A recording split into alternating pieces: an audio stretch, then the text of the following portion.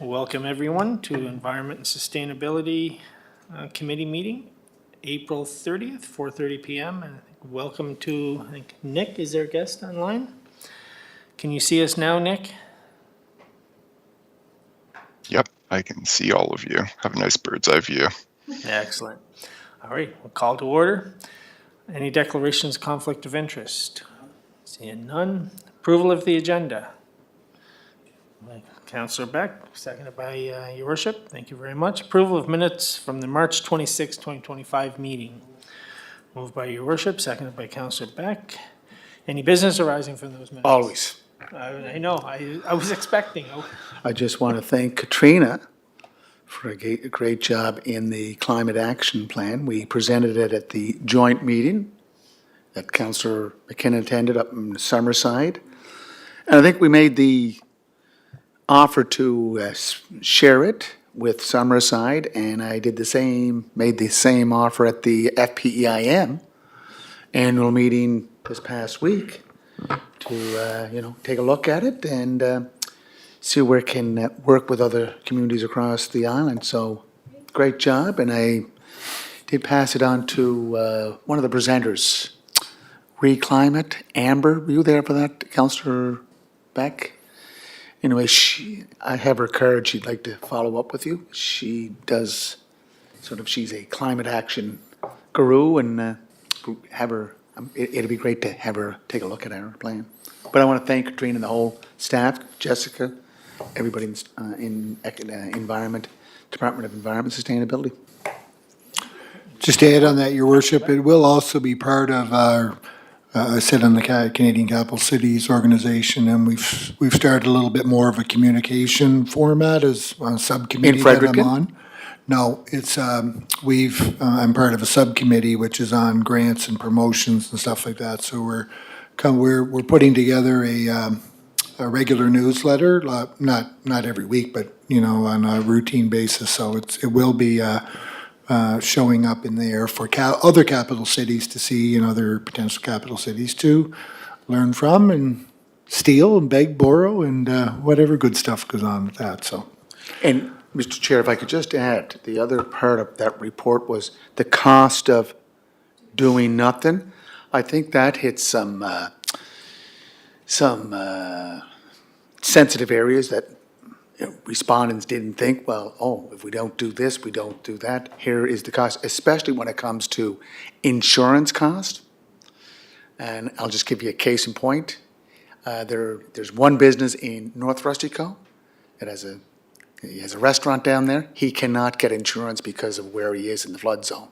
So he's moving his business to Oysterbed Bridge, far away from large bodies of water. So there is a cost of doing nothing. There was a lot of interest you could tell the councillors were really paying attention to that when it was talked about, the cost of doing nothing. In Summerside, yeah. Yeah. So it was a good Good presentation. addendum to the report. Thank you. Excellent. Anything else? All right, seeing none, we'll move into reports and discussions. 6A, 10-year active transportation plan updates. Jessica, did you want to introduce our guest? Thank you, Mr. Chair.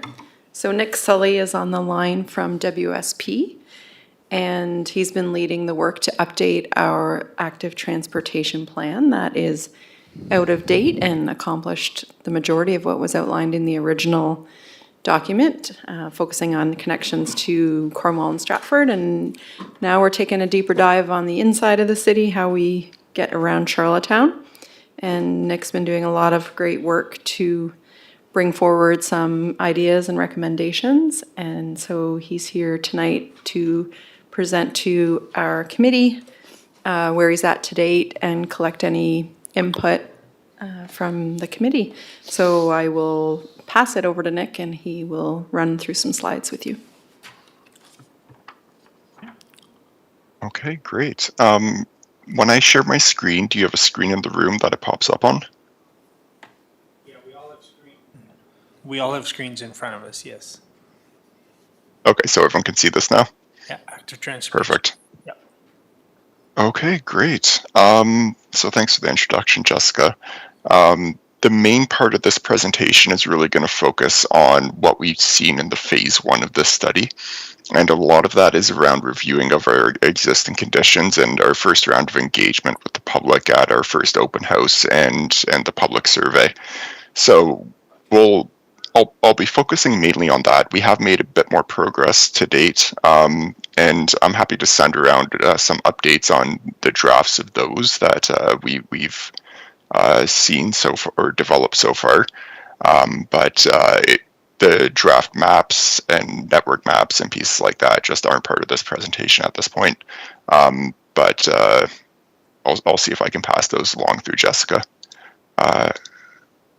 So in terms of our project schedule, as I mentioned, some of the pieces down in phase 2 here that you see around our network development, some of our design guidelines are being developed, and this community open house has started.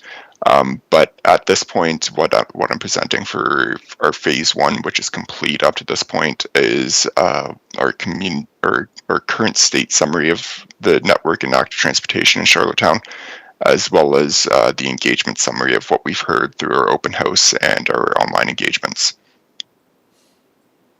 So first, one of the main things that we've developed is developing a vision for active transportation for the next 10 years in Charlottetown.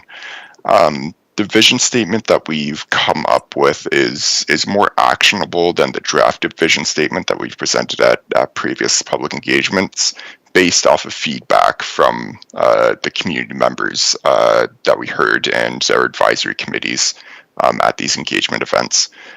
So the vision that we've come up with is to create a vibrant, accessible, healthy, and sustainable city where active transportation is the preferred year-round transportation option for all, by creating safer infrastructure, prioritizing safety, maintenance, and education, and by fostering provincial and support and community collaboration. The City of Charlottetown will make active transportation safer and enjoyable with seamless intermodal connections and create accessible and affordable transportation options. On this piece around intermodal connections, that's where we really see mean things like connections between active transportation and transit, making sure that there's bike parking at transit hubs and things like that, to make sure that people who are using both have that opportunity. So the goals that we've come up with on this list are to create a connected active transportation routes or network of active transportation routes that are separated from motor vehicle traffic. Integration with transit hubs and bike racks on buses is a key point. More sustainable and healthy lifestyles through transportation options, accessible facilities that can be used by people of all ages and abilities, provide supportive amenities like bike racks and secure bike parking, year-round maintenance improvements of facilities and trails, creating safer routes to schools. We've heard a lot about schools, and reduced traffic speeds especially is another thing that we've heard a lot about. Reducing the parking pressure in downtown. This is done by giving people other options through safer active transportation, and really making sure that we're integrating active transportation with new development as it comes in.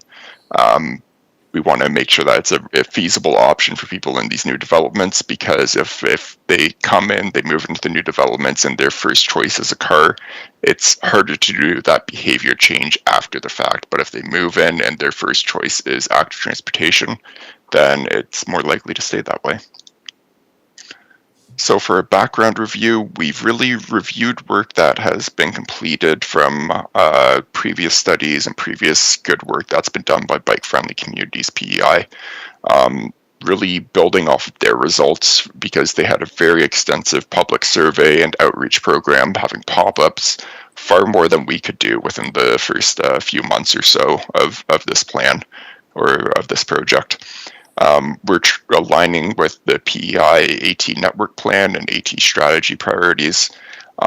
And when we're reviewing some of the data for the ATP and some of the background data, some key things that we want to review are socioeconomic trends, really making sure we're connecting with where there are people in more need in low income who might be using active transportation more, or other groups that have a higher likelihood of having less equitable transportation options, as well as looking at traffic data. So on this slide, AADT stands for average daily traffic, or average annual daily traffic, I think. So that means the number of vehicles that use a road in a day on average throughout the year. And then the operating speeds. So we had a good amount of data coming from this from Public Works, where they track the speeds of vehicles using their traffic counters. So we have some good reliable data there.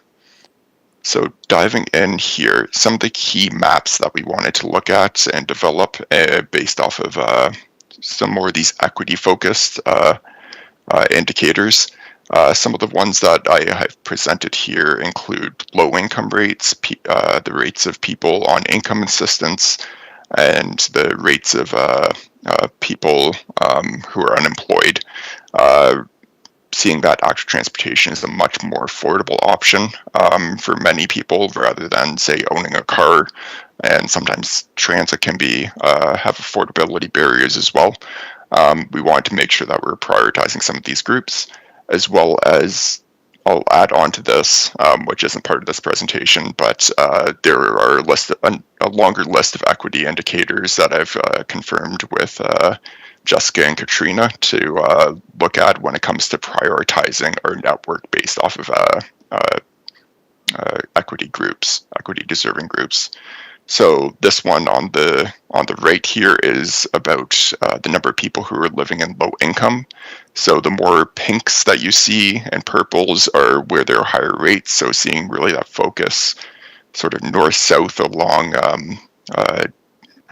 University Avenue there, and some areas just sort of like northeast of downtown as well as areas where we see a focus of people who are living in low income. The next couple maps that we see here are around employment insurance rates and unemployment rates. Again, we're seeing some higher rates of people on employment insurance, seeing some pockets in downtown as well as to the northeast. Seeing a number of people on employment insurance there, and unemployment rates. We're also seeing some focus around the downtown a bit, with some sort of a mix of areas down there, I guess, and then some north along University Avenue. As for some of our travel trends, some of the things that we want to look at were the percentage of people who are traveling by active transportation or commuting by active transportation currently, as well as population density, because higher population densities are associated with a higher use of active transportation options such as walking and cycling. So for active transportation commuters, we're seeing a very high density around downtown currently. I will note that most of these are in the form of walking currently. So active transportation in census data includes both cycling and walking. But when we dug a little deeper into that, we saw most of these were people walking, and a smaller percentage on bikes. And then population density, we're seeing really the higher pockets of population density around downtown as well, which I think makes sense to us. Can I ask a question? Yeah, absolutely. Yeah, Nick, how do you get all that? Can you go back to that slide? Absolutely. Is that all StatCan stuff? Okay. Yep, that's Good all to- from Statistics Canada. Okay, good. Good, thank you. All right. And moving on, a lot of this data comes from Statistics Canada, I'll say. So including this, and this is the main mode of commuting. So what we see in this table on the right here, a lot of people really are still commuting by personal vehicles, so a car, truck, or van. Public transit is around 4% citywide. Active transportation is around 10% citywide. So we see almost 20% or higher around downtown, but citywide it's closer to 10%. And then there's other methods included. So those might include things like people on e-scooters now. That's not specifically broken out in Statistics Canada data. But we see that there's also a high opportunity with the number of people who have quite short commutes. So we often look at this number of 5 kilometers as the length of a trip so 5 kilometers and under is the length of a trip that's most easily replaceable by active transportation. So we see almost 77% of commutes are under 5 kilometers in length. And when we break those trips down, so the trips under 5 kilometers, looking at the percentage of those that are made by vehicle, that's 79%, so a bit lower than the citywide average. And 14% of them are made by active transportation, which is a bit higher than the citywide average. So you can see those trends where those shorter trips are more likely to be made by active transportation. So we want to prioritize some investment in those areas because they're the areas where we can easily shift some people away from driving their own vehicle. A few more maps here. I think this is going to be circulated around in the package, so you might be able to zoom in a bit closer. But we want to look at the areas where there's high risk roads because those roads are locations where we want to separate users more in active transportation. So either onto a separate pathway or separate shared pathway or separate shared bike path, or on bike lanes that have physical protection in the form of concrete barriers or bollards. So this probably is super obvious to all of you, but as a consultant coming in, this is something that I want to take a look at because I'm not as familiar with the city, but really seeing those high volumes along sort of University Avenue, Belvedere, St. Peter's Road. So they're really going to be routes that we want to make sure that have higher degrees of separation and safer conditions for people using active transportation. We also took a look at the existing facilities that are currently within the city. Seeing quite a lot of those are just our bike lanes as is. So just painted bike lanes, no physical separation for those. But there is a fairly good pathway network of multi-use paths that's developing around the Arturo Highway, and taking into account the Confederation Trail as well, that provides a really good basis to build off of, because you have those really important direct routes throughout the city fairly well covered already. And then we're also looking at pedestrian facilities as well. So in some areas we want to make sure that our priorities for sidewalks are really focused around trying to make sure that people have that as an option. So we're seeing first, like around downtown, there's definitely a high density of sidewalks there, but the further that we get out, there are fewer sidewalks. And this really becomes an issue around schools, because we, as part of this and some of our program recommendations, we want to encourage things like walking to school, biking to school. Sidewalks are important for kids to be able to walk to school. So when we get into developing priorities for where sidewalk programs for building new sidewalks should be focused on, a lot of those recommendations are going to be around the walkable distances for kids to get to their schools. This is just a breakdown of the existing facilities that we currently see in the city for cycling. So painted bike lanes, multi-use paths and trails. So 27 kilometers or so of bike lanes, 25 of multi-use paths, and 50 of trails. So when we separate multi-use paths and trails, by the paths we mean the things that are directly next to the road. Trails are something that's completely separate from the roadway. A tool that we often use is called a level of traffic stress analysis. So this builds off of traffic speed data and the traffic volume data, so the number of vehicles using the roadway, to give us an indicator of where we need more separation, because both those are important factors in this. So when I go through to the next map, you're going to see more reds in some areas where there's higher traffic stress. And that means that that road is less comfortable for someone,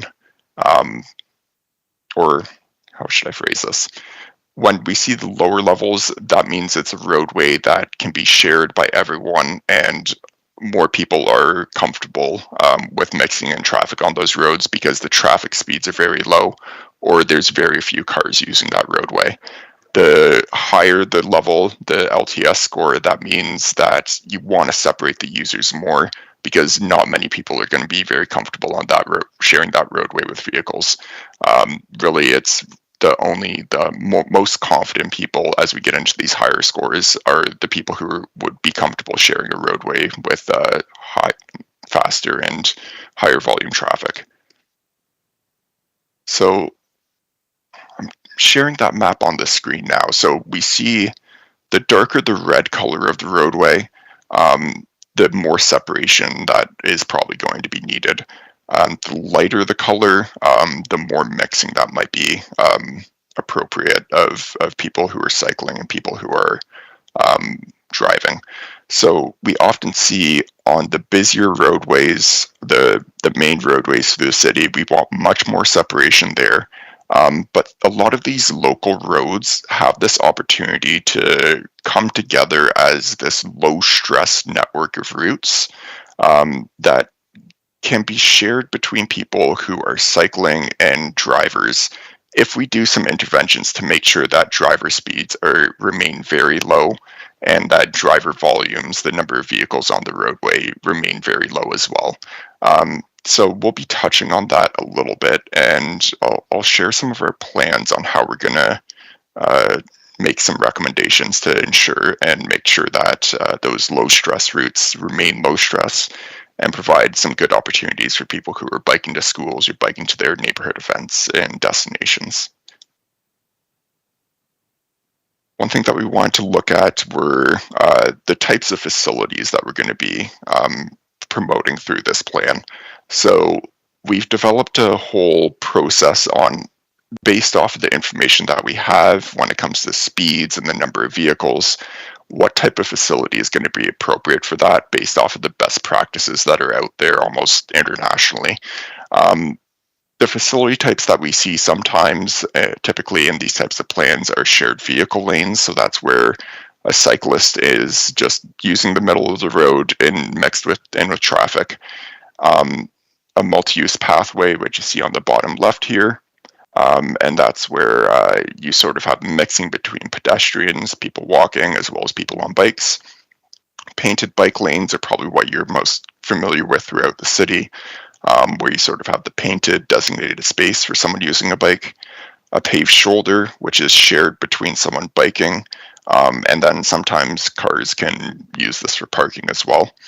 A protected bike lane has concrete barriers and sometimes flexible posts on top.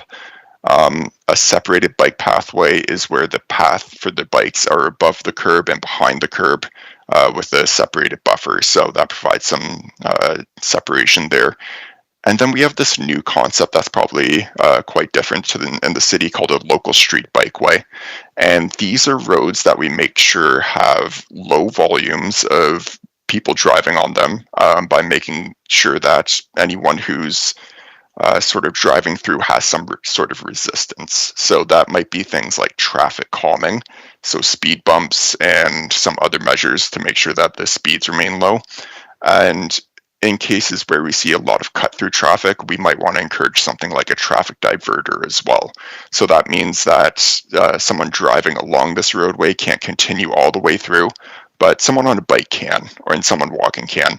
And that helps to cut down on the number of vehicles that might be shortcutting and not using the main roads, but are using neighborhood roads instead. So our facility selection process, I'll just quick overview of these. These are guidelines from around the world that we looked at to really try and develop a best practice on how to make sure that we're selecting the right facilities for the type of roadway that we have and the conditions that we have. I showed this graph here because I want to highlight the importance of the relationship between vehicle speed and the risk of an injury for someone. And I'm sure many people know and have seen something similar to this before.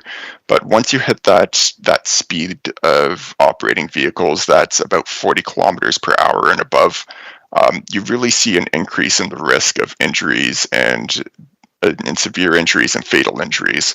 So we want to make sure that when we're designing for anything where the speed of traffic is above that point, we're either giving cyclists their own space, and then once we reach the point of about 50 or above, that we're making sure that cyclists have some sort of physical protection in case a vehicle does enter into the bike lane. So this is the process that we've come up with, and to generally put this, what we're trying to do here is where there's lower traffic speeds of like 30 kilometers per hour to 40 kilometers per hour. We're saying mixing is okay in there. And only on the very quiet streets, we do a shared street without any other intervention.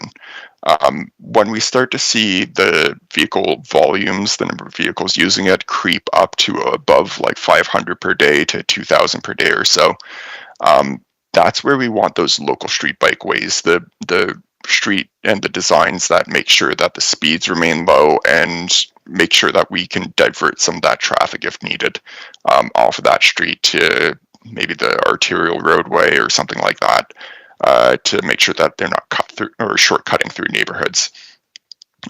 Above those speeds, we get into a more designated space for bikes, so separating them from the traffic on a painted bike lane. And then that's up to about 6,000 vehicles per day. And then above that, we really want the higher degrees of separation. So that means protected bike lanes or separated bike paths, multi-use pathways, or looking just at a clearly alternative route that's well beyond the zone of where traffic enters within the roadway. So this might be the arterial highway, how the pathway is well separated from the vehicle lanes on the highway. That's what we're aiming to do there. So since we have that process established, we want to look at the existing facilities within the city and how well they meet that process currently. And what we're seeing from this is a lot of the dedicated bike lanes don't meet that those requirements that we set out. I think almost none of them do, and then some were just missing some data for, so we weren't able to assess them. The facilities that do meet our proposed process are really the multi-use pathways that are either next to the roadway or just completely outside of the road right away altogether. But a key point that I want to make here is that non-compliant facilities can become compliant through some quick and easy upgrades, such as the concrete curbs that can go next to bike lanes, or by reducing the vehicle speeds of vehicles that are using that roadway. So including adding in some speed bumps, some speed cushions, things like that can slow the vehicles down and make it a more comfortable space for everyone cycling. And this is just a map showing where the non-compliant facilities are, the compliant ones are, and where we can make some quick wins to sort of make them more compliant. So you'll have to zoom in here, but I think it was part of, it was down around Victoria Park here, that has some places where we could add a buffer or add some traffic calming in to make those bike lanes more compliant. But a lot of the major roadways, there's just not much that we can do in terms of traffic calming or adding in buffers, so those ones would need more separation. Okay, and now for this second part is around what we've heard so far in our engagement activities. So earlier this month, right at the beginning of this month, I think, we had our first open house, as well as we've had a virtual open house the following week.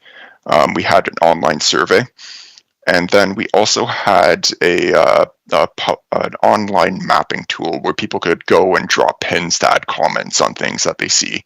And we've had 2 meetings so far, about to have our 3rd meeting with our public advisory committee. So I've pulled out some key pieces from this online survey. It's not comprehensive. It doesn't go over every question, but I think the things that are most important are captured somewhat in this presentation. If you want the full details, I'm sure we can circulate the summary around as well. But one of the questions that we asked is, in an ideal future, like if all facilities in this plan are built, how frequently would you like to use the following types of transportation? And then for each mode of transportation, we ask people if they want to increase their use, maintain their use, reduce their use, or not applicable, like something that they wouldn't use. And what we overwhelmingly saw was that people want to use active transportation a lot more, and people want to use their private car a lot less. So that was great to see, but we'll include the caveat here that this survey wasn't of the entire community. It was an opt-in survey. So the people who are filling out this survey are probably the ones who are more likely to be interested in active transportation in the first place. In terms of barriers that people currently see around active transportation, we want to know what we need to address to make them feel more comfortable. So some of these labels are a little cut off here, but I have them in my notes here of the key ones that popped out for us. So the main three that we saw, so at that 77%, that's people who have concerns about the lack of safe infrastructure for active transportation. So at 76%, that people are concerned that active transportation infrastructure has missing links or it's not well connected because of some existing gaps. And around 68%, so that's this one here, that was people saying that it was due to the poor condition of sidewalks or bike lanes or trails that really maintenance was an issue for them when it came to active transportation. And we'll highlight this was conducted over the winter. There was a lot of snow this past winter, so a lot of people probably selected this as one of the key pieces to highlight that. We had our open house, so this was on April 3rd. This was combined with the parking study open house as well as the micromobility study open house, which was a study that was conducted by Dalhousie students that'll be integrated into the ATP. We had our virtual open house on April 7th, and I think despite the weather that we had, it was a bit of a snowstorm that evening for the in-person one. We did have quite a good turnout. I think we had about 40 people come out to provide comments and honestly fill up our comment sheets and the spaces for comments, which I don't often see at these types of events, but people were really engaged here, and we had to find extra space, as you can see on this slide, for all the comments that we're receiving.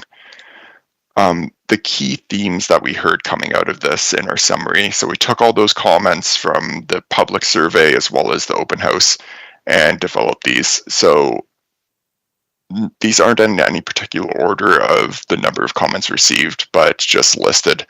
So the first key theme that we developed was around year-round maintenance. There's definitely people who've identified challenges with the poor condition, seasonal barriers, and winter maintenance gaps around facilities. This identifies a clear opportunity that we can improve active transportation by and improve safety and comfort by improving those year-round maintenance activities.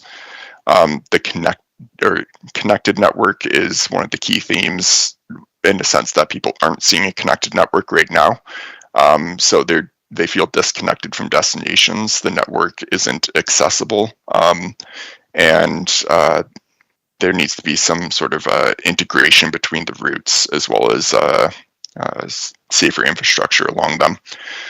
So really improving that connectivity, making sure that all of our routes that we're planning are connecting with each other is important, and key destinations. Road safety and education has come up quite a bit. And one of the key things that I pull out from this is around the number of people who have commented about unsafe driving behaviors especially on local roads. We've seen a number of comments about this, as well as people asking for some of these traffic calming measures that we are proposing as part of local street bikeways to just sort of be a blanket approach to all of their local neighborhoods to make sure that people are driving slower and safely through these residential areas. And along with that, really improving road crossings on some of these major roadways, and having slow speeds around schools are also important for people, especially for youth traveling to schools. And then finally, around amenities and wayfinding. So under amenities includes bike parking, and a lot of comments have come up around this, especially around downtown. There not being enough bike parking for people.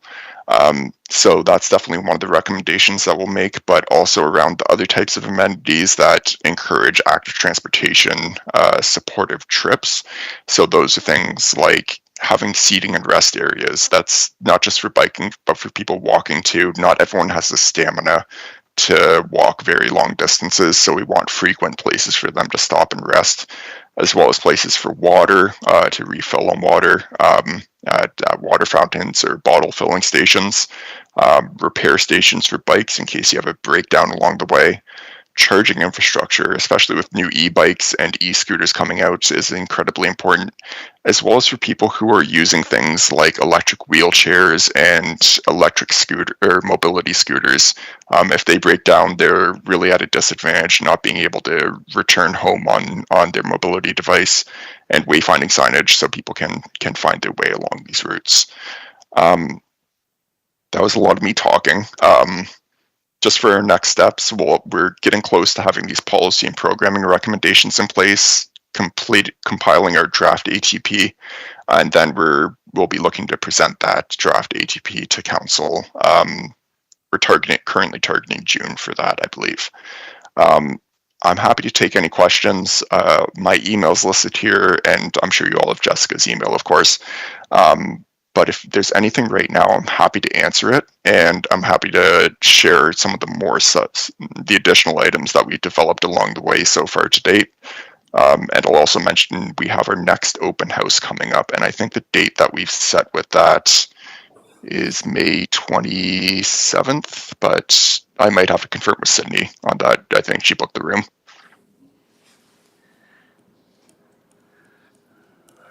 Right, thank you very much, Nick, for your presentation. And it's obvious you've done a lot of work on this to date, and we'll find out, where is the next meeting? Will it be in the library again?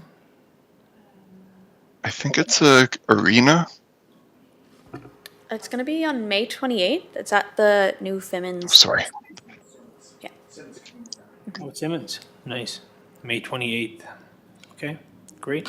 Any questions from the committee or members? Councillor Beck?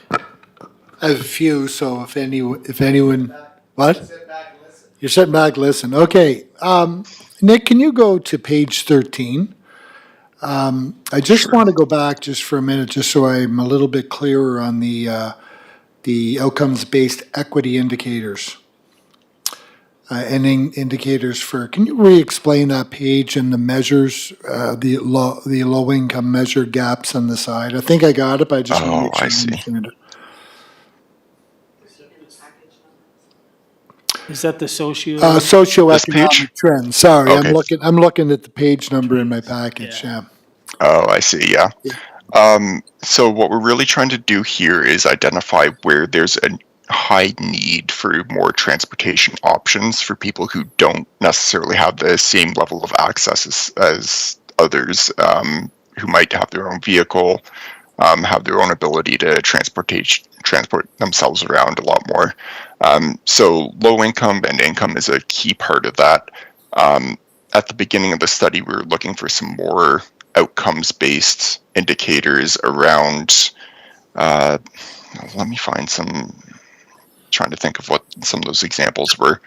I think it might have had to do with like vehicle ownership. There are some health-based ones and some like social status-based ones, but we sort of moved away from that approach because we couldn't find the data available from the province or from Stats Canada. So what we've done is more of a demographics-based approach to equity indicators, identifying some demographic groups who are more likely to experience these inequitable outcomes. So some of those might be people like, I think we include senior citizens, for example, because they're more likely to have mobility issues. So they can this would really benefit them, because if they can't drive, if they have trouble walking and they're using something like a electric wheelchair or a mobility scooter, then they also benefit from having more bike infrastructure around them, because they're able to use those lanes as well and feel safer, rather than having to use a scooter on the roadway or on a sidewalk that's too narrow or something like that. Okay, gotcha. Thank you. The next one is map 2. And this might be a question more for Jessica, maybe better to answer it, I'm not sure. But I'm looking at the arterial highway, which is a beautiful active transportation path that goes from down Hillsborough Bridge, goes out along Riverside Drive, out along the arterial highway, and currently it ends at Mount Edward Road, correct? Jessica, am I correct in that? Through the chair, it connects to the Confederation Trail. Yeah. Yep. On Mount Edward Road. So do we have plans? So then if you go there, it reconnects with a good path over on Upton Road. Is there plans to connect the Mount Edward Road part to Upton Road? I know that goes by, like where the new K's Wholesalers is, it goes by Kent, it goes by Superior Sanitation. Then there's a big open space which kind of goes down into that little valley under Lower Malpac Road. But is that part of the plan, or is that an option going forward to connect that part? Yeah, Because so that would link up into Windsor Park. It could get you in, right? You could go on that, yeah. To your point, Councillor McKinnon, it could link up with that path taking you out to Cornwall, which is dedicated path. Could take you into the Windsor Park, the Paracus Mead area, all around there, that part of town, which is, as we've seen through recent public consultations, is increasingly densifying. And anyway, is there any option or plans or considerations for that? I can say a few words and Nick can jump in also through the chair, ahead. but that's exactly the purpose of this plan, is to look at the existing network and where those further connections are needed.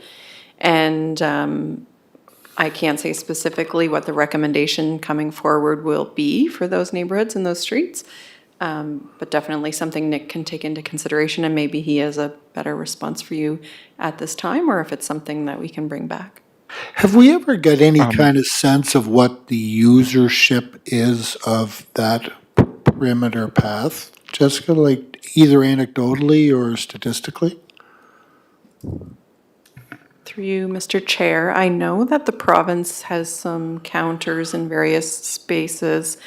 I don't know them off the top of my head. One of them for sure is the connection across the Hillsborough Bridge to Stratford. So we do have numbers on that, and there's 3 other ones throughout the city. And I can't speak to their exact locations right now, but we do have some trail counters with data. The province does. And Yeah, what were these? What was that yielding? What kind of, was it pretty good? Are they kind of where they want to be? Are they above, below? What general sense? I think Nick's wanting to say something, so I'll just quickly say the one on the Hillsborough Bridge was, I think, more than they anticipated and is being well used. Okay. Yep. Nick, do you want to jump in with any comments on those questions? Just on the counters, we were speaking with the province the other day, and they said that they're going to look into sharing some of that information with us. So that'll be fantastic, and maybe we can send that along as part of our next update. And then on the note of your proposed route from the arterial highway pathway over to Upton Road, as I mentioned, we don't have our draft proposed network in here, but that is on our plans. That is something that we want to see as well included in here. So I'll see if I can send those maps over to Jessica to circulate around as an update, perhaps at a next meeting.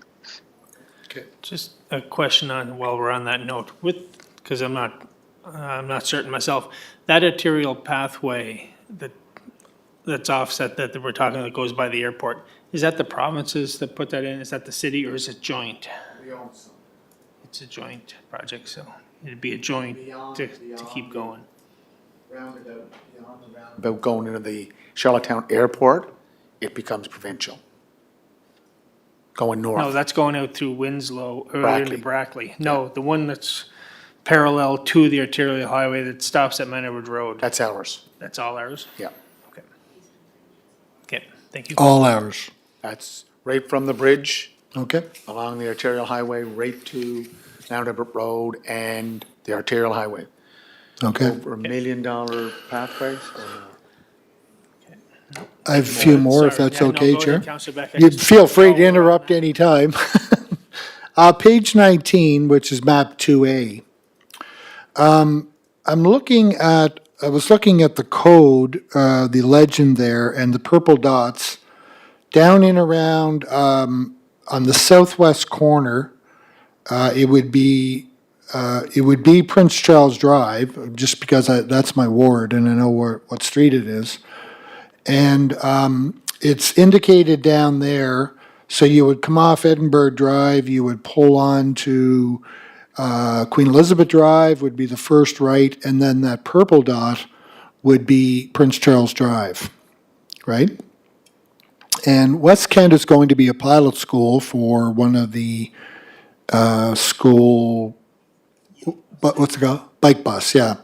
So, and it says that it's a current plan sidewalk. What? Yeah. So I'm wondering, would that be better served as being, if that's in the plans, to put that as an active transportation path, same as on,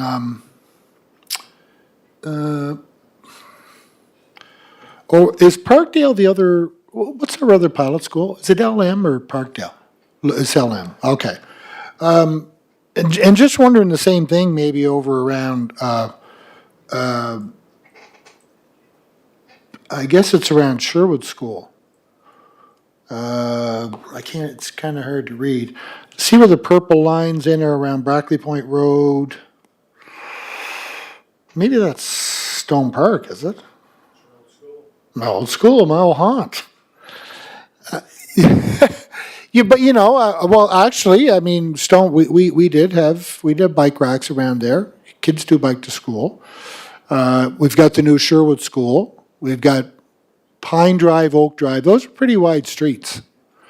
Maple Avenue is a really wide street, right? And just kind of wondering whether those, if it's sidewalks, and I know we're debating whether we put in sidewalks or active transportation, and I don't know whether that is a possibility, but it might be something that we should think about as we're going and adopting this maybe, and especially with West Kent being the pilot school, and if there is an option around, we're doing some reworking around LM Montgomery.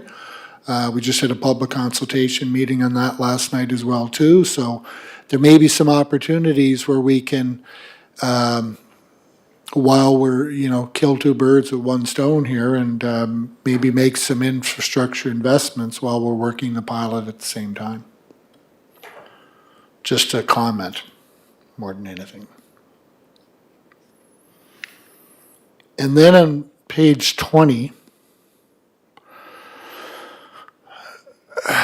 our painted bike lanes, the existing active transportation, existing active transportation facilities, it might be.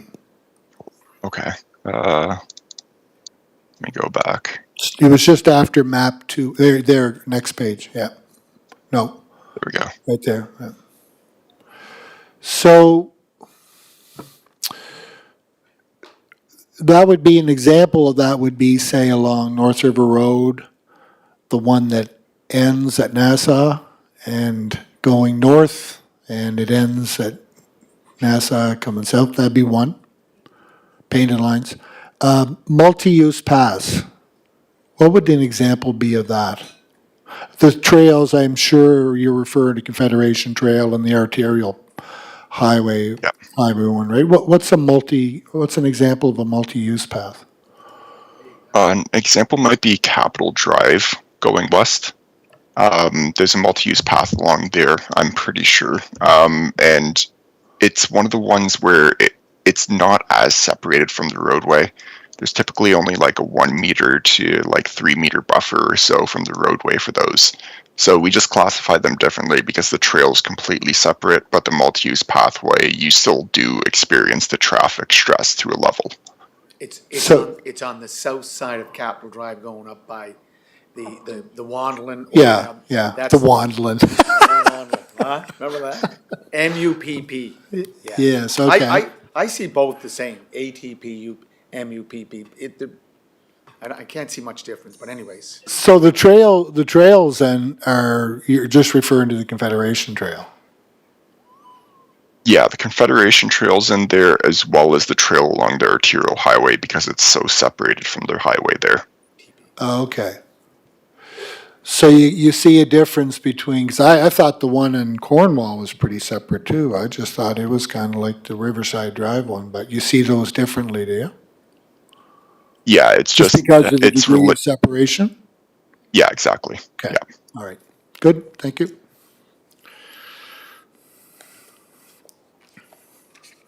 I will say that if there's anything that you're looking to do down around that southwest part of Charlottetown, I'm very interested in being part of that discussion. So I think there's Jessica, you and I have had that conversation before, I know, and so I'm keenly interested. I do know that I've had a lot of conversations with, when I was campaigning, and there was inquiries about 30-kilometer speed zones, which are being talked about in here as a measure, and maybe we look at reducing our citywide speed zones. People are going to speed, so if they're going 50, if it's 40, they'll go 60. If it's 30, they'll go 50. Right? So we have to accept that, and that's just going to be the reality. But the other thing is, maybe there's a change in our approach in terms of where do we zone our speeds? Like, say, residential areas, are all residential areas 30 kilometers? Our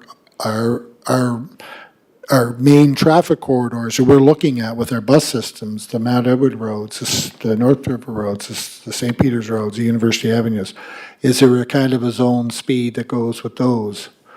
And, but the other thing too is I do know that there's quite a few. I spoke with a lot of residents who were very, very keen in looking at something along this line. So if you're looking for test pilot area, I think I could find people who would be, along with myself, who would be very interested in exploring some of that. So be it painted bike lanes or multi-use paths or bollards or whatever it might be.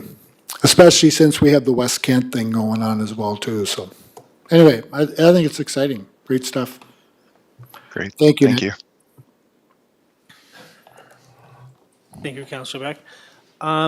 Looking at this Lower Malpeque Road, I thought we have painted bike lanes, going from Capitol Drive out past Fox Run. I know it's off and on, but there is a painted laneway there that's not showing up on map 2. I'll take a look at that one. Working really with sort of the data that we have here. So if it's newish, then it might be something that wasn't captured in the last update from the city data.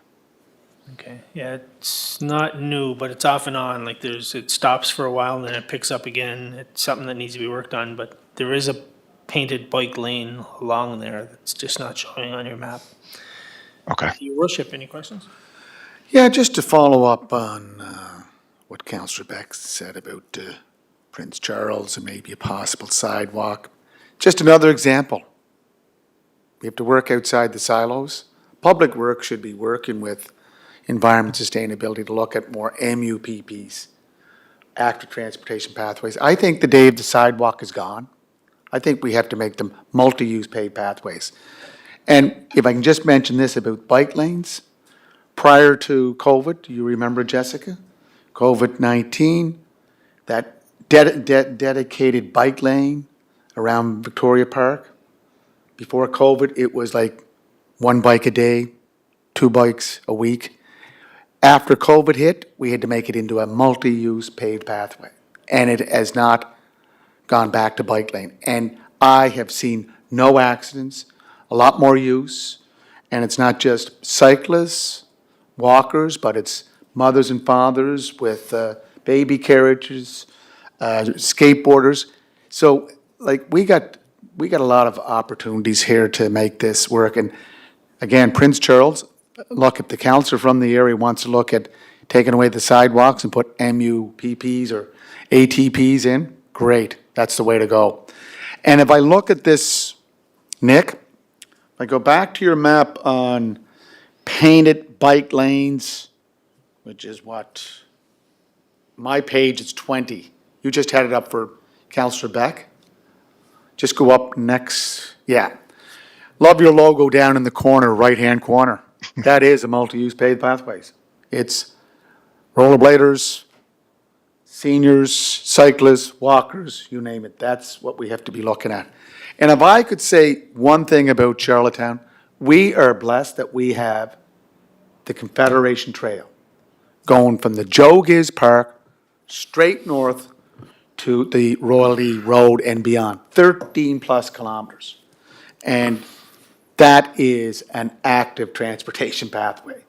And I've always seen that as the spine going north-south in the city. Now, all we have to do is get that spine broken off going east-west, whether it's midway, like let's say at Spencer Drive, connecting Spencer Drive to Capitol Drive, or going beyond Mount Edward Road to connect Ash Drive to the eastern part of the city, go back down to where the Confederation Trail crosses Allen Street, again, go east-west. So, Nick, I think I've seen lots, this is my second or third report I've seen on what we can do with ATPs, going back to Mitch Underhay's brother Josh, who come up with, a couple of reports, and he submitted to previous councils. We got an opportunity to use that Confederation Trail and to make it be the spine, and we can work from that point. And then, Nick, here's another issue I have, is that we're going through an official plan, comprehensive review of our official plan, a total overhaul. And they've identified corridors and nodes, right? Okay, those corridors are University Avenue, Malpeque Road, North River Road, Lower Malpeque Road, Houston Street, Longworth Avenue, St. Peter's Road. These are areas that we can look at developing MUPPs. Like, this morning I was walking down from McDonald's. I was at CBC Radio. J'ai fait une entrevue avec monsieur, pas Denis Duchesne, mais c'est Radio-Canada. Après ça, j'ai mangé à McDonald's. I walked up to McDonald's. Have you walked on that sidewalk on the east-west side of University Avenue? It's a danger waiting to happen. Like, again, why do we need 2 sidewalks on University Avenue from Great George, from the corner of Great George in Grafton it goes out to, I'd say, Belvedere and beyond. We should be dedicating one side of that road as a multi-use paved pathway. And we can do that now. We could do that. But and it's been said over and over. And all it requires is just someone on their cell phone texting, and bing, you're over and you're on the sidewalk. So that's one area. Then if you look at Mount Edward Road, okay, we have a council that wants, a sidewalk and an MUPP on both sides. We don't need them on both sides, right? We can go with a 6 or 8 foot MUPP on either the east side or the west side of Mount Edward Road, starting right at the corner of Longworth and Euston, and go straight out to the bypass and catch on to the rails to trails. Like, there's so much that we can take from this, Nick, and I think, look, your report, I love the statistics you provide. Could you give us some voter counts in those areas too there, Nick, next time you give us a presentation? Because Stats Canada can really break down the numbers, ages, male, female, so forth. So anyways, I just wanted to express those points, Nick. And the last thing, Nick, if I go to the page where you get your, I'm going back to your numbers. Go back to your background review. It's page 12, where you where you picked up aligned with PEI AT network. If you speak to Mike Cassidy with T3, he'll tell you that the transit numbers, that 10%, thank heavens for our new Canadians, because they use transit. Did we get input from URSA and our new Canadians about using cycling, using active transportation pathways, MUPPs? That data can be very, very, I'd say, enriching to where we want to go with our community, because we are a very diverse and multicultural community. We have to build on that, and you build on that by bringing in your new Canadians to be part of the process. And Nick, maybe they did reach out in some of the engagements that were put on by you and the group, but I think we just have to get more data from them. And other than that, I think it's all guns or all routes going north, south, east, west. Thank you, Mr. Chair. You didn't expect the meeting to be this long, did you? Just, Wouldn't expect anything different, Your Worship. Go ahead, well, Councillor two Beck. yackers in the room, shouldn't be surprised.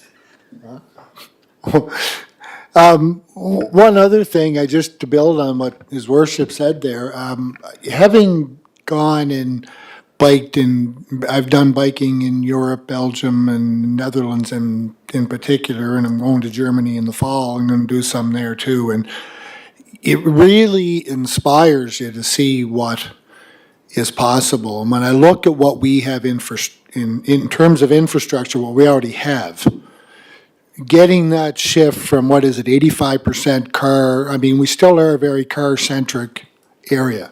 But to make that shift, if they can do it in the Netherlands, and you look at how they did it, we're way ahead of them, as far as I'm concerned, in terms of possibilities of reconfiguring your city to make it more active transportation. But like I think it's just going to be take a will. I think there's definitely a way, and I think the will, if we have the will to get it done, I think with people like Nick and of course the strengths of our staff here as well too, and you can't ignore the work that bike-friendly communities have done over the course of time too, to even get this ball rolling in the first place. So there's lots of people out there that we can, and there's lots of good things happening, I guess, that we can build on in Charlottetown, and making it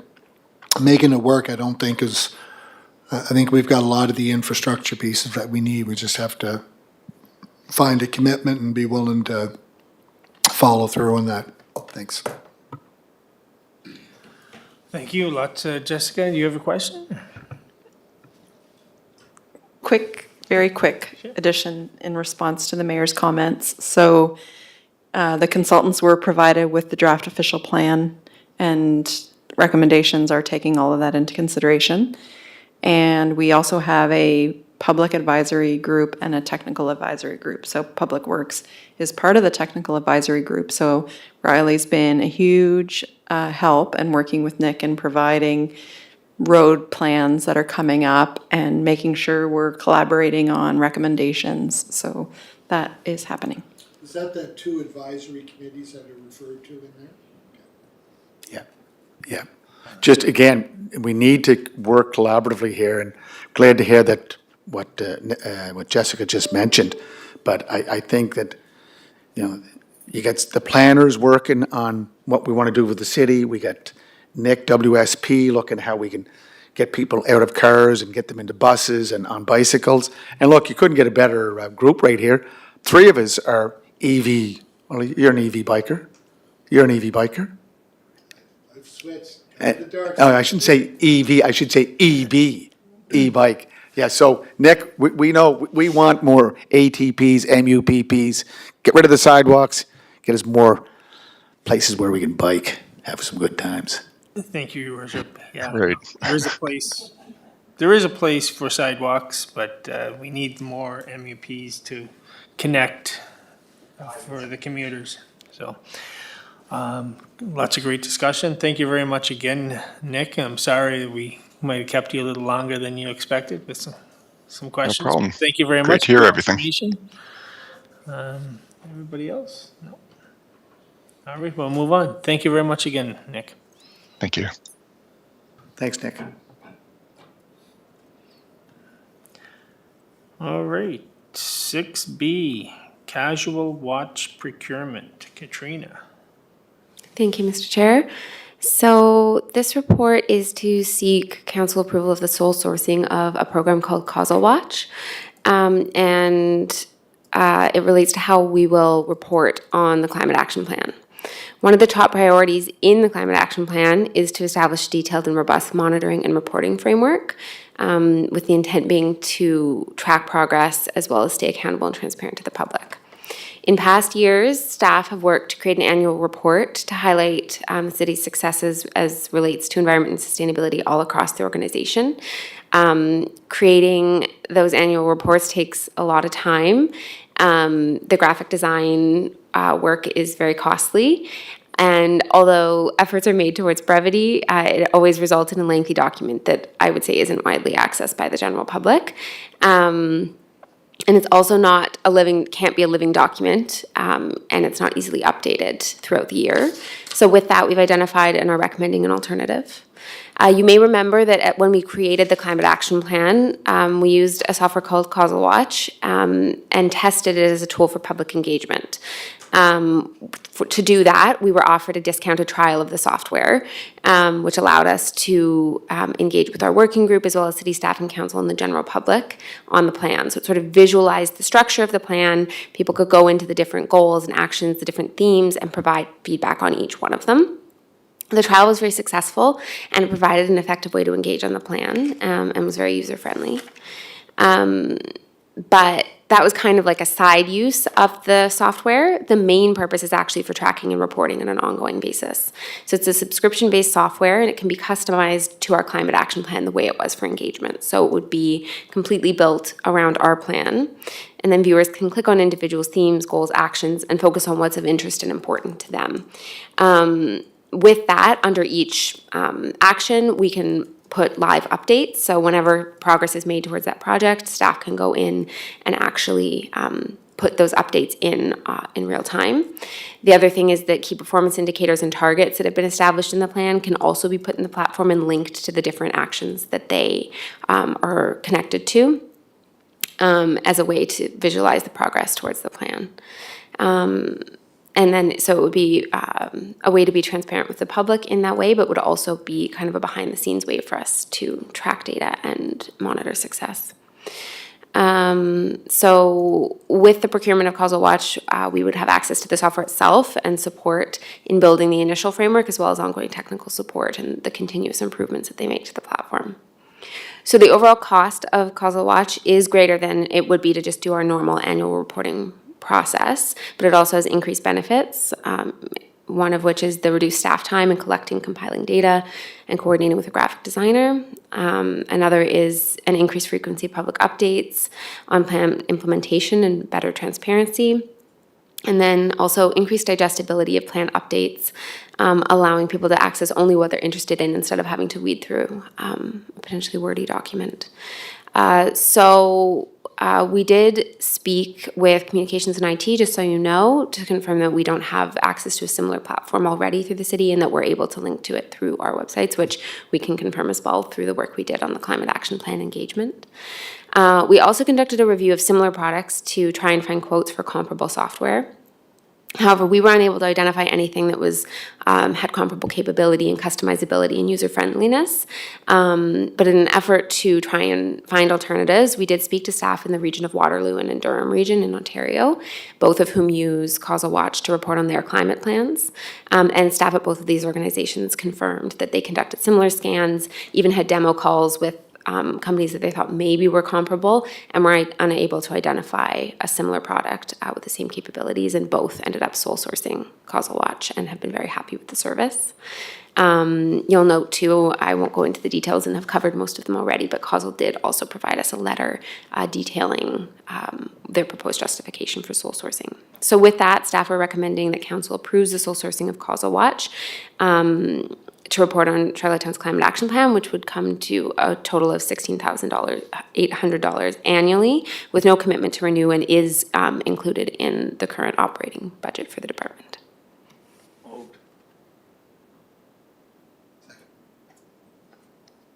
That was easy, Katrina. Easy peasy. Wait, now the resolution's on the floor. What? Resolution's on the floor, we can speak to it. Open for discussion. So, just a kind of a question. So it's annually 16,800. Is it going, it'll be recommended that this will be an ongoing thing, I assume? It's not something that you can do a one-shot deal and then shut it off? Well, theoretically, if a year's subscription is purchased and it isn't found to be everything that we think that it will be, we could end that subscription and go back to the annual reporting process that we have always done with no penalty. I mean, I think my feeling is that it's a worthwhile thing and that it will be a much better way to do things, and that it would be something that would happen year over year, but we wouldn't be locked into it. Yep. Okay. No. I have nothing. Anything else? So, Katrina, where, or maybe Jessica, whereabouts did you put in the budget? Is that under one of those items, line It's- items miscellaneous? It's the communications and marketing. It's in, I'm looking at your budget, grants. So there is 16,008, different pot of money. okay. That's all right. As long as I know it's Yeah. stated there that it, you A get different bucket Yeah, it's our somewhere. communications and marketing pot of money. There's a line item in it for, in your budget. Yeah. Okay. So, you know, when you talked about Durham and Waterloo, what other jurisdictions in the Atlantic region have a climate action plan that are maybe using this platform, or obviously they're not? I'm not aware that anybody in the Atlantic region is using this. I mean, many have climate plans of one form or another. But this is a widely used platform. So those were two that I was connected with. I had contacts there and was able to talk to them. I think, please don't quote me on this, but I think maybe Saskatoon is using it, but I could be wrong. There are some other Canadian municipalities, though, that I was able to see their platforms and see how they're using it. I didn't talk to staff at those municipalities. And it's being used all over the world as well, in the States and Europe, and yeah. So it's an IT, you work with our IT here that will, or can we administer like through Sydney? Yeah, Easy- so it's an easy platform? It's really easy. I worked with them and I did a lot of the work when we were doing the engagement process and building it that way.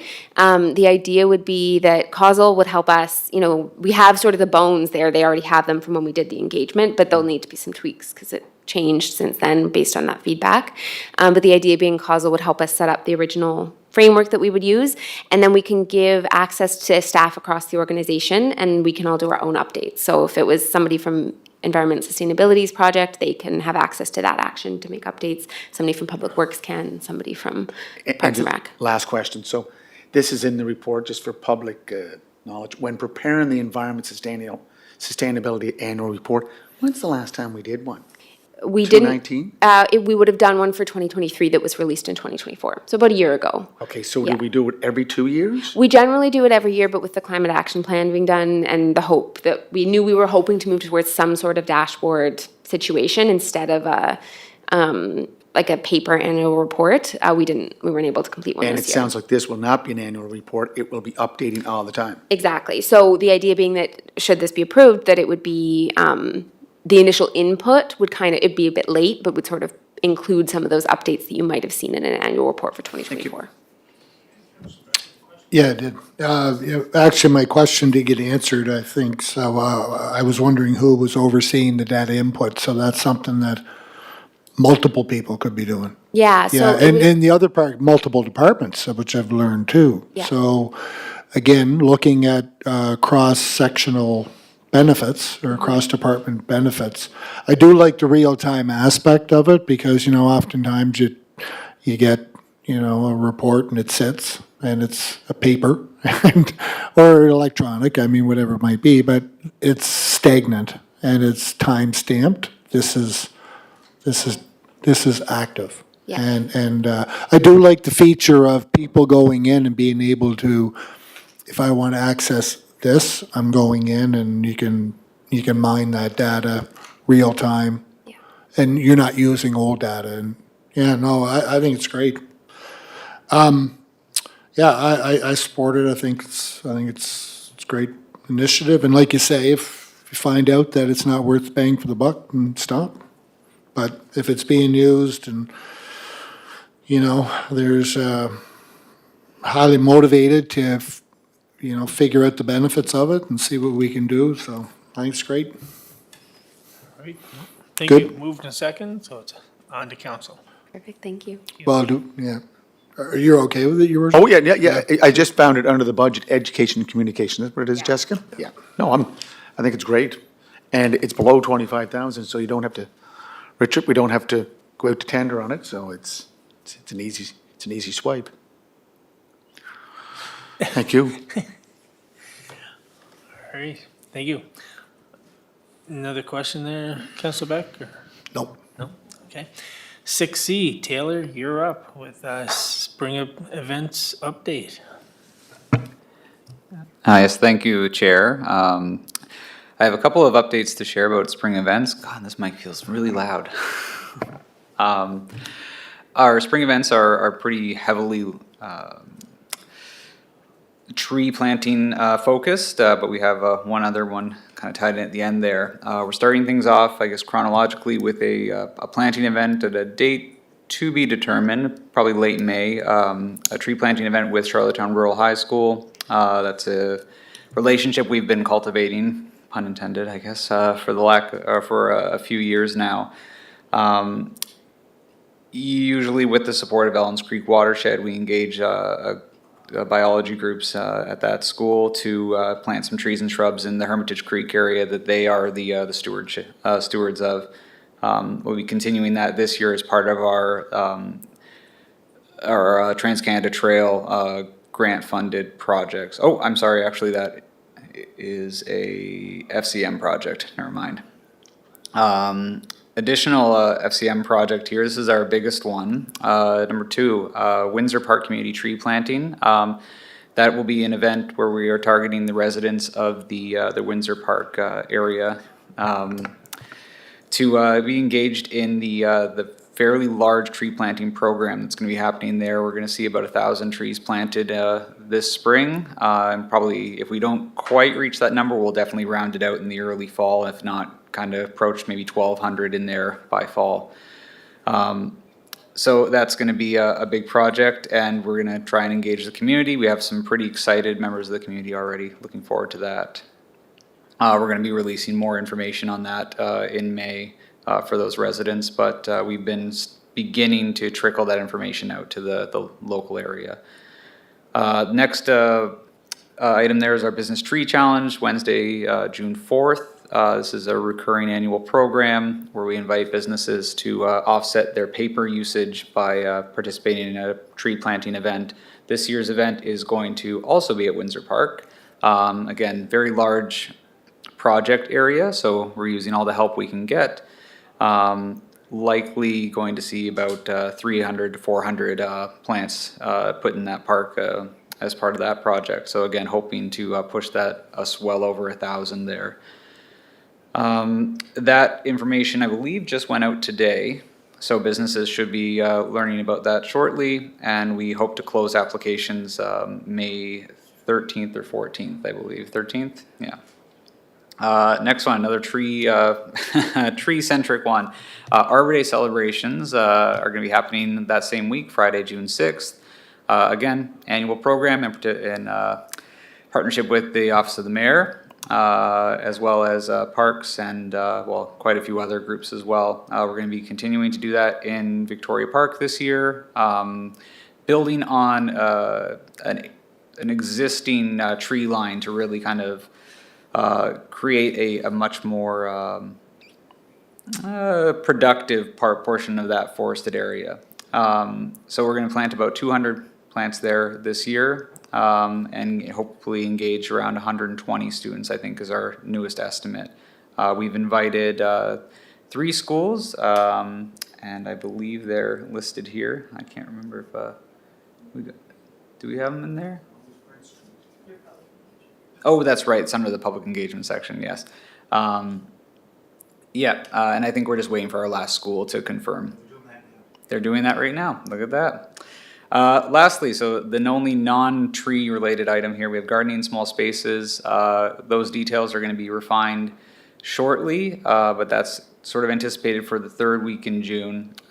This is again, an annual program that's gonna be coming back this year in a slightly different format, targeting all age groups as more of a drop-in program that will hopefully engage residents with some workshops to learn to plant and grow some things like produce in urban environments, especially those people who live in small spaces like apartments and other small spaces without yards. So, yep, that's pretty much the summary of events we have coming up. All right, thank you, Taylor. And the number 1 in back up here. For the Charlottetown Rural Plantings, how many trees will be planted in that one? In that area, I believe we are planting up to 400. I'd have to go back and double check that. In fact, I could do that right now. We have had a slight hiccup in that this year, in that sometimes we tend to we bring in Ellen's Creek to help with that project, and they're just not in a position to. They don't look like they'll be in a position to help us this year, right at that time. So that number might decrease a little bit. And with all the trees that are planted, who's responsible for the maintenance? Is it the watersheds or the parks and rec? No, that's not good. To you, Chair. That's a great question. The FCM project that we are being funded by for the next 3 years has, I would say, much more strict requirements around maintenance in the 3, 5, and I believe 10-year period. And those tend to fall back on us as a city, although I will say that maintenance is, it's really only in those first 3 years, and it's largely around monitoring, and that's the sort of critical time frame where you want to make sure that things are taking, and after that, nature, as Mayor Brown stated, tends to take its course. Yeah. Is most of these trees seedlings, or is there a caliber size on these? To you, Chair. No, we don't tend to plant seedlings. That I can't think of a project where we're doing that, at least this year. The smallest plant we would put in the ground would be a 1 gallon pot. Typically, we tend to plant 1 to 3 gallons, so with some larger caliper trees typically thrown in there as well to give that sort of stratification of age groups, so we get sort of that climactic sort of stratified canopy right off the bat, and things kind of grow in that sort of succession naturally. So yeah, most of our trees are quite well established when we put them in the ground, hopefully. Okay. Thank you, Taylor. And Councilor Beck has a question. Yeah, just a quick question, Taylor. These, like the Windsor Park, I'm just looking in terms of social media profile. Those will all be shareable events on our City of Charlottetown, not the Charlottetown Rural High one, but the Business Tree Challenge, the Windsor Park one, because we're inviting members of the community to come out and be a part of it. The Arbor Day celebrations, I mean, who wouldn't want to spend the day with Mayor Brown and come to, but of course, that's really more school things. He's got a captive audience here. Well, the old school. But even the gardening in small places, I mean, a lot of people, that's, like just to make people aware that there's something out there, right? Will those be shareable things? Particularly, I mean, maybe the Business Tree Challenge, like, is that businesses right across the city, or we talking the BIA, or, main downtown, or what are we talking about? Or how do they become involved to know about that? Is it shared through the Chamber of Commerce, through whatever it might be? Whoever could answer that? I can tell you that a couple of years ago, TD sponsored that tree planting out at our Malpeck Water Station, Richard? Is it called the Malpeck Water Station? TD had volunteers, they, I believe, paid for all the trees, and they had staff. It was a great event, and I don't know if one happened last year, but that was one I remembered. You probably have others. Well, in terms of how businesses end up participating in the Business Tree Challenge, we actually don't generally do a wide call out because it almost always sells out, to the point that staff have considered doing 2 events in a given year. Capacity's made that a bit of a challenge, but it is, I think, a long-term hope. But we have a fairly long mailing list of people that have participated in the past, and it has been advertised through the chamber and social media and things in past years to compile that list. But yeah, it usually is, the last few years we've had to turn people away just based on that mailing list, yeah. And Taylor, if I could add, last year was it out at Windsor Park? Yeah, and a lot of new Canadians came out to that. Remember that just down there at the end of Royalty Road? Yeah. Do you remember that, Taylor? And you were using, are they 1 year or less? They weren't seedlings. They were a good sized plant. And I spoke to the owner of Cool Breeze, and he finds that communities outside of Charlottetown try to get those 3 to 5 year old trees.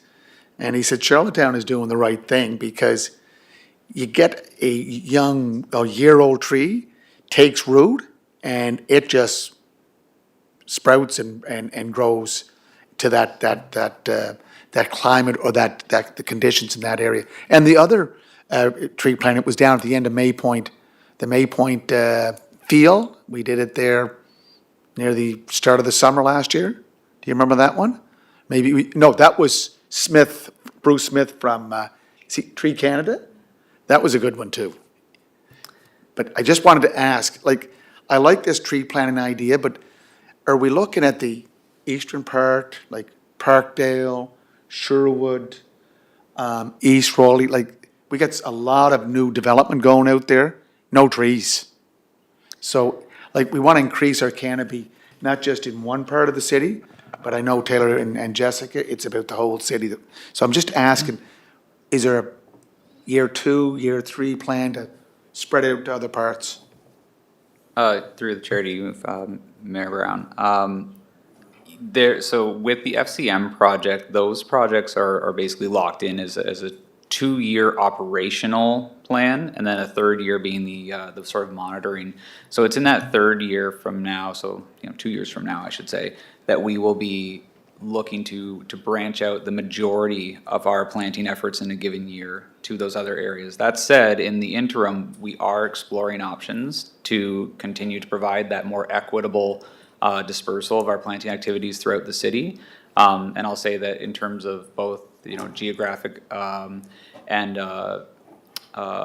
anthropocentric equity, to use my university words here, we're looking at options to continue to develop habitat corridors and connectivity within our green spaces. So, I mean, that really, those practices are kind of always at the front of our mind. And so as we see new developments starting, we are always endeavoring to kind of be riding those coattails and getting in at those that planning stage as well. So yeah, it's a very good point, and it's something we're doing our best to do. We're I would say tied into these FCM projects, especially in the spring of this year. We're really trying to hit the ground running so we can get that freedom again to begin to kind of dictate more or less where we go with our extra resources and our time.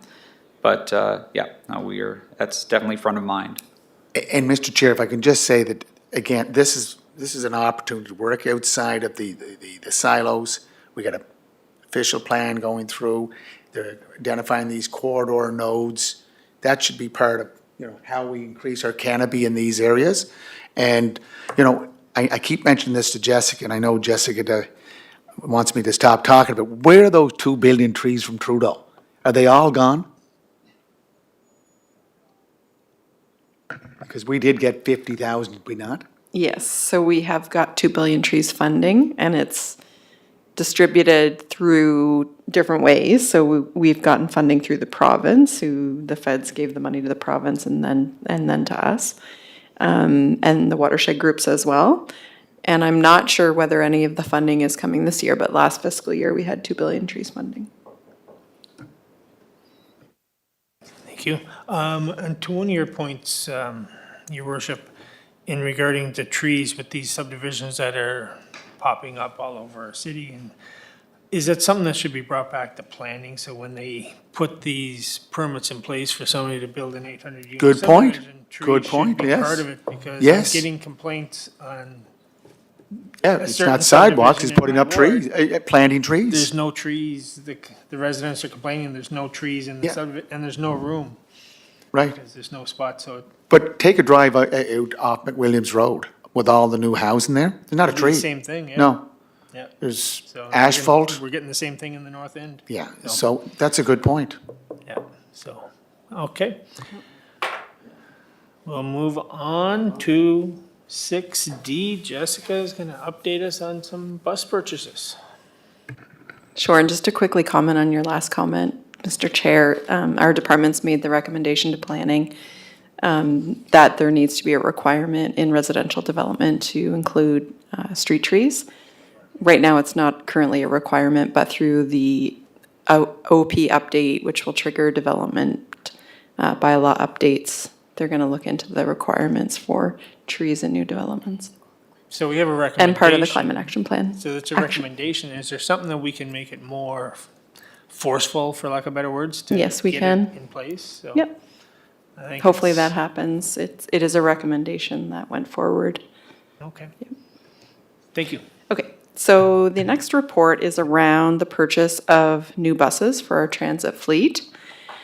And a public request for proposals was posted on the city's website, and it included, you could bid on one and/or a March 2026 delivery and/or a December 2026 delivery.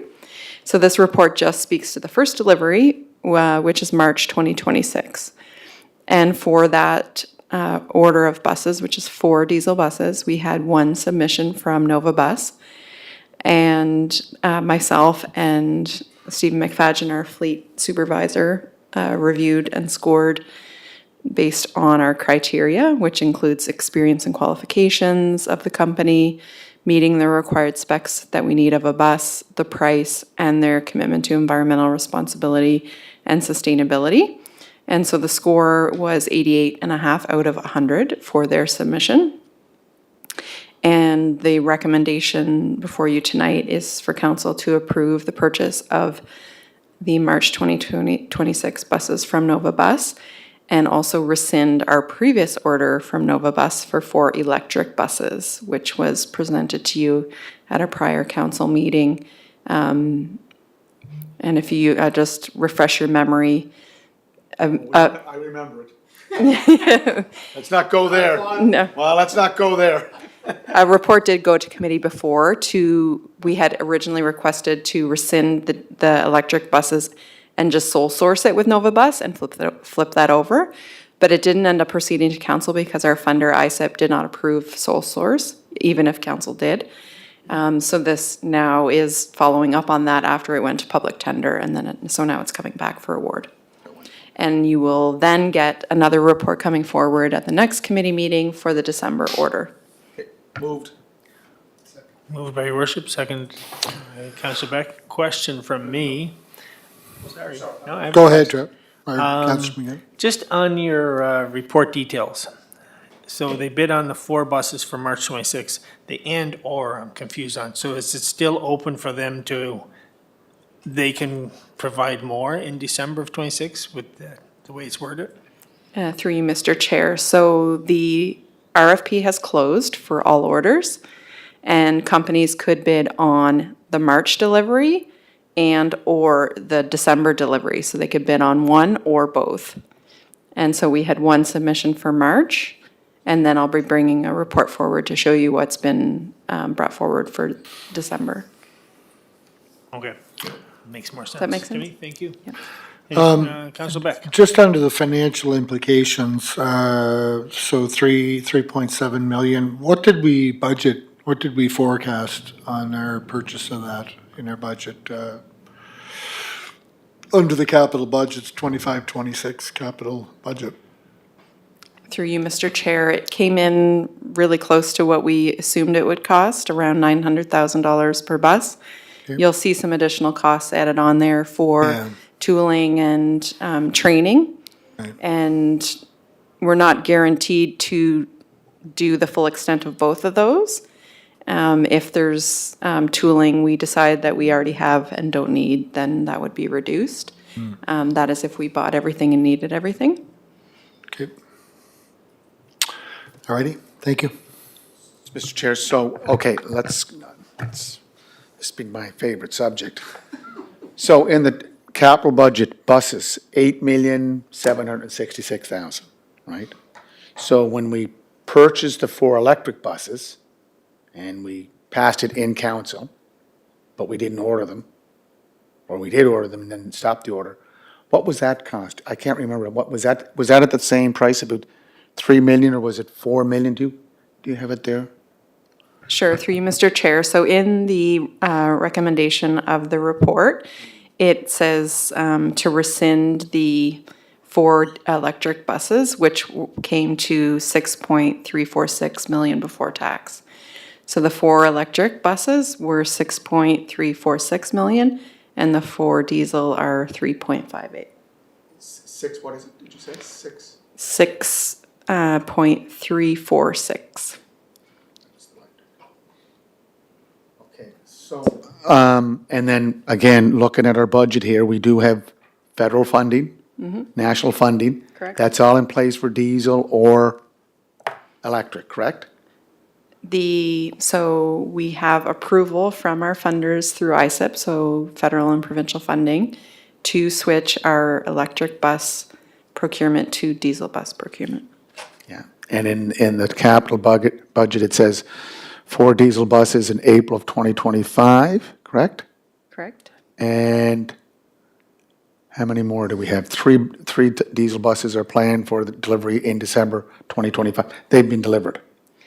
There are 3 buses being delivered in December 2025.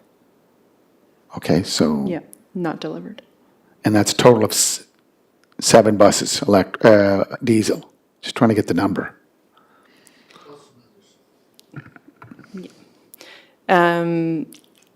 So for this current fiscal year, Yes. we will be getting 3 diesel that are on order currently. Yes. And being made, and they will Yeah. be delivered in December. Yes. And then the next order will be in March of 2026, an additional 4. So this fiscal year will get 7 buses. You also passed budget, which we identified through the Cassidy's to get some used buses as well. So that falls under this year's fiscal budget. The 6 that's in the report that is mentioned for delivery in December 2026 would fall to the next fiscal year, so are not budgeted in this budget, but would be, a PO would be raised and approved by council. Yeah. So this physical budget goes from April 1st, 2025 to March 31st, 2026. So 7 buses, all within that 8 million. Just, this is for public record, correct? 7 new buses in this current fiscal year. The 6 in this report for December 2026 would be paid for in the next fiscal year. Okay. 7 this year and 6 the next. Yeah, but the 7 this year will be within the 8,766,000. Correct. Correct, okay. Speaking to Summerside, when we were up there, Richard, for the joint meeting of the 2 councils, Summerside is looking at going into the transit, but they're not eligible for national funding because of their size and other issues. But is there a way that we could look at taking some of our pre-owned buses and working something out with Summerside to encourage a transit in Summerside?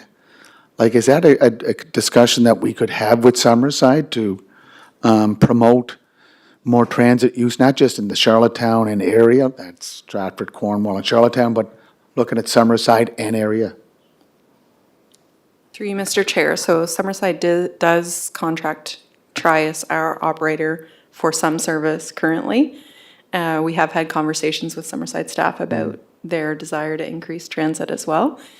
As for our old fleet, like, our old fleet is old fleet that we get from people that want to put them to the junkyard. So I No, I do don't think not, some of them are that old, but I think some of these Yes. buses have been around for a while. Yeah. In a lot of our municipalities. buses, so some of the buses we're driving now are 2007 and 2008.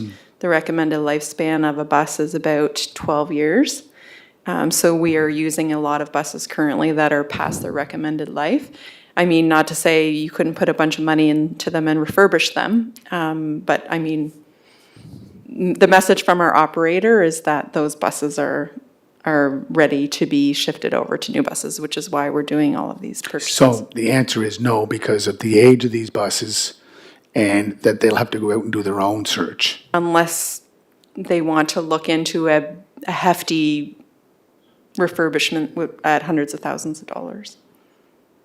Refurbishing of the old buses, well, I'm not going to predict what they're going to do. It's just our current assets, as you said, are too old.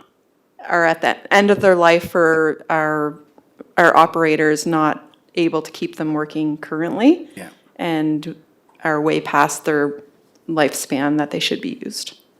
Yeah. Okay, no, I said to Dan Kutcher I would bring it up, but from what you're saying, it's not worth their effort to pursue it. Maybe they should be looking at some other options. Now, what T3 is offering them now, it's very limited. Like, I don't think it's. Try us. Yeah. I don't even think it's on the hour. It might be, you have to call in a minibus to pick you up, but I think that they're trying to get into like we have on University Avenue, that major trunk line. But yeah, just wanted to get it on the public record, brought it up, and we'll let them find their own way. Thank you, sir. Thank you, everybody. Any new business? Seeing none, motion to adjourn. Council Beck, Worship, thank you very much, everybody. Thank you, guys. Thank you. Thank you.